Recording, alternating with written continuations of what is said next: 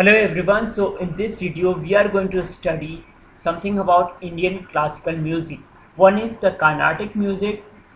So Indian classical music can be bifurcated into two groups. One is Carnatic music and the other one is called Hindustani classical music. So we are going to see they were almost the same initially, but later so in India we have the concept of Sangeet. Now Sangeet has three components: Gayan, Vadan and Nritya. Gayan is for singing, Vadan is for playing instruments and Nritya is for dancing. They come together to form Sangeet. They are represented by Raga, Tala and Bhava. Indian classical music is the classical music of Indian subcontinent because it has a separate culture. That is why the whole of continent is taken as a cultural entity. Pakistan is also included here. The roots of classical music of India are found in Vedic literature and in the ancient Natya Shastra. The classical text and performance are by Bharat Muni. So a question might come, who has written Natya Shastra? Bharat Muni.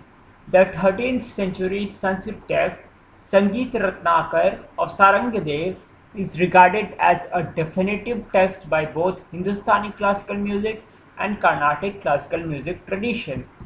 Okay, so this is also important, Sangeet Ratnakar by Sarangadev. Now coming to Hindustani classical music. The Indian classical music has two major traditions, the Hindustani classical music and the Carnatic music. These traditions were one before the advent of Mughal rulers. Mughals were patron of music.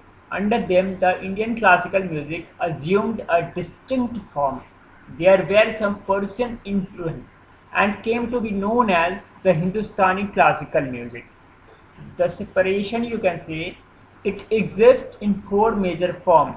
So this Hindustani classical music exists in four major forms. The first one is the oldest, that is Dhrupad. The second one is Khayal. In Khayal, you have permission for improvisation between two swaras. Suppose Sa and Re are two swaras, you don't have to be very discreet. You can improvise in between. That is called Khayal. And then you have Tarana and the semi-classical form, which is Thumri. Okay, Dhrupad, Khayal, Tarana and Thumri. Now Qawwals sang their folk song in the Khayal format. This is also important. Many musicians consider Tansen as the founder of Hindustani classical music tradition. He studied music and introduced various musical innovations which are called ragas. Tansen was the title given to him by Raja Vikramjit of Gwalior. Tansen was a court musician of Raja Ramchandra of Rewa, later patronized by Akbar, who gave him the title of Mia. So Tansen was not the title given by Akbar, but Mia Tansen was the title given by Akbar, or you can say Mia was the title given by Akbar, while Tansen title was given to him by Raja Vikramjit of Gwalior. This is important. A question came from this particular thing in UPSC. Now come to Carnatic music.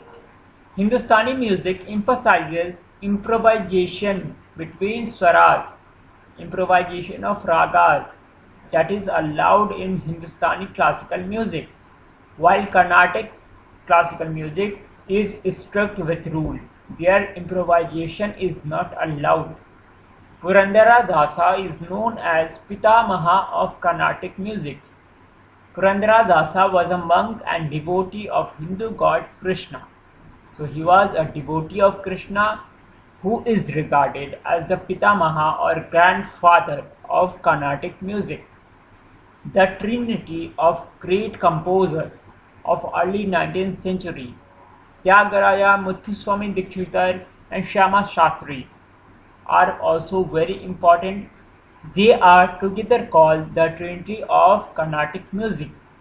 Now two names here are important. One is that of M.S. Subbalakshmi, who was a vocalist. So she was the first Indian musician to perform at the United Nations. Okay. Also, first musician to get Bharat Ratna. This is also important. And most of the South Indian household play Suprabhatam in the morning. Now T.M. Krishna is also a vocalist and famous because in 2016 he got something called Magsaysay Award. Okay, that is why he is important, and he is the votary that all those people who are not allowed to practice Hindustani classical music or Carnatic classical music should be allowed. It should not be confined to a particular section of society, rather it should go to different section of society, then only it can develop as a complete art form. Now Sopana Sangeetam, this is also important. We saw Carnatic music. Now Sopana Sangeetam is somewhat related to Carnatic music, but it is not Carnatic music. So this is performed when you have Mohiniyattam. Mohiniyattam is a classical dance of Kerala. So while Mohiniyattam happens, sometimes you have classical music, that is Carnatic classical music, and sometimes you have Sopana Sangeetam playing in the background. Sopana Sangeetam is a form of Indian classical music that developed in the temples of Kerala in South India in the wake of increasing popularity of Jayadev's Geet Govinda. So this is important. Now some of the Carnatic vocalists are, number one, as I said, M.S. Subbulakshmi, then T.M. Krishna, then Prasalla B. Punnamal is important. Why? Because she recently passed away. S. Soumya is also important because she won the Sangeet Kalanidhi Award. And then come the vocalist of Hindustani classical music. The first name which comes here is that of Bhimsen Joshi. He was from Kirana Gharana and he was among the finest of Hindustani classical singer. Then you have Pandit Jasraj, known for Haveli type of music, and he belonged to Mewati Gharana. He passed away recently, that is why it is important and a question might come. Then Ghulam Mustafa Khan, he also passed away around January this year, so a question from this can also come. He was from Rampur Sahaswan Gharana. Then those musicians who have received Bharat Ratna.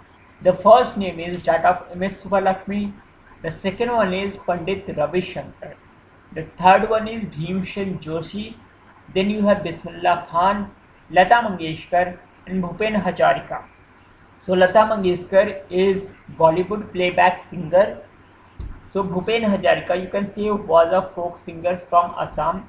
He has sung nevertheless in all the languages. Okay, so he was very famous. Now come to tabla. So some of the important proponents of tabla are Ustad Allah Rakha Khan, Ustad Zakir Hussain, and then Anuradha Paul. And there was a question in this year test from Anuradha Paul. The question was, which of the following instrument is played by Anuradha Paul, and one of the option was tabla. Okay, but many people, they did it incorrect because nobody thought that a lady can play tabla. Now some of the flute players are also important. The first name is that of Pannalal Ghosh, the second name is that of Hari Prasad Chaurasiya, and N. Rammani. N. Rammani was a Carnatic flute player. Okay, these names are important because there was also a question this year on Pannalal Ghosh.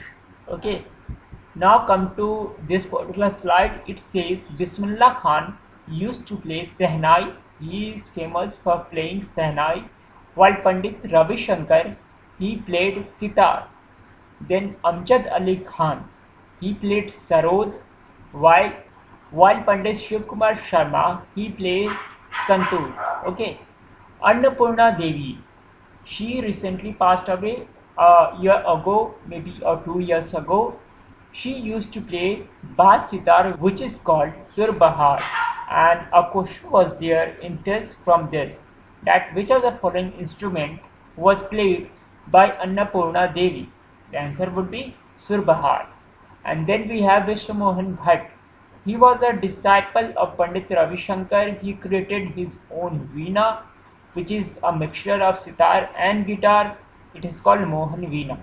And then you have Ustad Sultan Khan. He was famous for his songs like Piya Basanti Re and also Leja Leja. He used to play sarangi. Okay, he also passed away a few years ago. So this is also important. Now coming to some of the musicians, I would say, who were in news. The first name is that of Pandit Satish Vyar. He used to play santoor and he was given Tansen Samman last year. Okay. The second name is Carnatic vocalist S. Soumya, who was awarded by Sangeet Kalanidhi Award. Okay.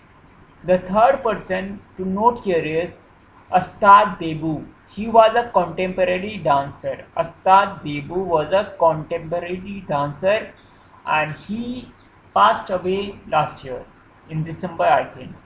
He was so famous in the Western world that he used to perform dances in the concert of Pink Floyd. So Pink Floyd was a popular band back then. So he used to perform with them. Okay. And then come to Gharana, because there was a question a few years ago in TISS about Gharana. The question was, which of the following is not a Kathak Gharana? So you should be knowing what a Kathak Gharana and what is basically Gharana. It is a system of social organization in Indian subcontinent linking musicians or dancers by lineage. 4 famous Kathak Gharana are, see, 3 are from UP, Lucknow, Jaipur and Banaras. So the 3 of the Kathak Gharana are Lucknow, then Jaipur, Atrauli and Banaras. And the 4th one is Raigad. And the proponent of Kathak are Birju Maharaj, then Sobhana Rai. And here you can see a scene from Viswarupam where Kamla Hassan performs Kathak dance. He is a popular dancer himself. Okay. Now these are some of the gharanas of Khayal music. The first one which is important is Kirana Gharana because Pandit Bhimsen Joshi belonged to this particular gharana. The second one which is important is Mewati Gharana because Pandit Jasraj belonged to this particular gharana. And then Rampur Sahajwan Gharana because Ghulam Mustafa Khan belonged to this particular gharana.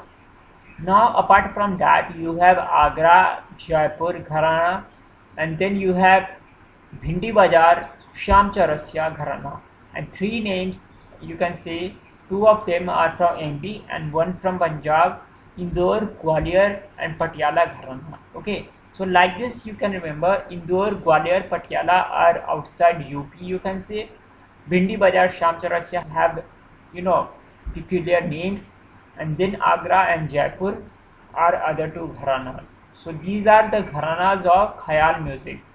Now some of the people who made the Indian Sangeet, music and dance popular throughout the world were Uday Shankar and Ravi Shankar. Uday Shankar was a dancer while Ravi Shankar was a sitar player.